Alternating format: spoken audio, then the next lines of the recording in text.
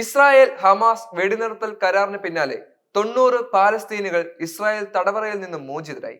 അധിനിവേശ വെസ്റ്റ് ബാങ്കിലേക്ക് മടങ്ങിയെത്തിയ സ്ത്രീകളും കുട്ടികളും അടക്കമുള്ള തടവുകാരെ ബന്ധുക്കളും സുഹൃത്തുക്കളും അടങ്ങിയ വൻ ജനക്കൂട്ടം ആഹ്ലാദാരവങ്ങളോടെ സ്വീകരിച്ചു.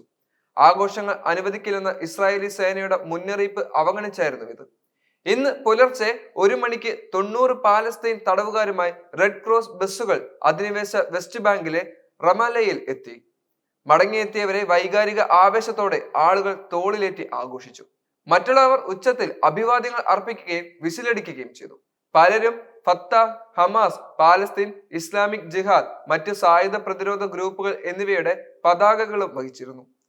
മോചിപ്പിക്കപ്പെട്ട പാലസ്തീനികളിൽ അധിനിവേശ വെസ്റ്റ് ബാങ്കിൽ നിന്നും ജെറുസലേമിൽ നിന്നുമുള്ള 69 സ്ത്രീകളും 21 കൗമാരക്കാരായ ആൺകുട്ടികളും ഉൾപ്പെടുന്നു.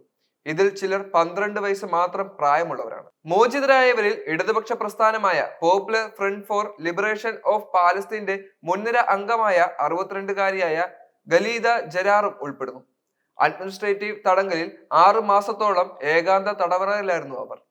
ഇസ്രായേലി അധികാരികൾക്ക് പാലസ്തീനികളെ വിചാരണയോ കോടതിയോ കൂടാതെ അനിശ്ചിതകാലത്തേക്ക് ജയിലിൽ അടയ്ക്കാൻ അനുവാദം നൽകുന്നതാണ് ഈ തടങ്കൽ. കഴിഞ്ഞ മാർച്ചിൽ തടവിലാക്കപ്പെട്ട പാലസ്തീൻ പത്രപ്രവർത്തക ബുഷ്ര അൽ തവീവും തിങ്കളാഴ്ച മോചിപ്പിച്ച തടവുകാരിൽ ഉൾപ്പെടുന്നുണ്ട്.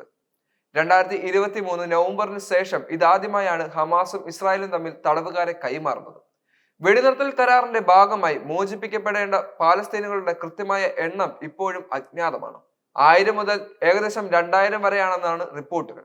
കരാറിന്റെ ആദ്യഘട്ടമായ 42 ദിവസത്തിനുള്ളിൽ മൊത്തം 33 ഇസ്രായേലി തടവുകാരെ ഹമാസ് തിരികെ നൽകുമെന്നാണ് പ്രതീക്ഷിക്കുന്നത്. വെടിനിർത്തൽ കരാർ 2ാം ഘട്ട ചർച്ചകൾ 2 ആഴ്ചയ്ക്കുള്ളിൽ തന്നെ ആരംഭിക്കുകയും ചെയ്യും.